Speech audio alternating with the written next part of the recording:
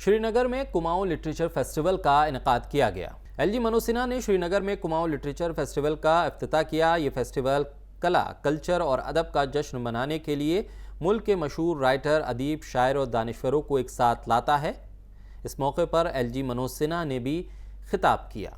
जिस जगह स्वयं मां सरस्वती का वास हो, अभी जिसका जिक्र डॉक्टर विवेक देवराय साहब ने किया है, और जो विश्व का एकमात्र शारदा पीठ हो, वहां लिटरेरी फेस्टिवल होना, राइटर्स, थिंकर्स का जमावड़ा लगना, मैं समझता हूं ये कोई बड़ी बात नहीं है। लेकिन इस तरह के फेस्टिवल न होना ये बड़ी बात है। मैं बधाई दूंगा आयोजकों को, और जो लोग बाहर से आए हैं उनका हृदय से स्वागत भी करूंगा।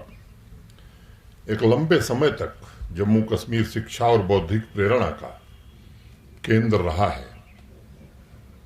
जो जगह परंपरा का ऊर्जा क्षेत्र होता है,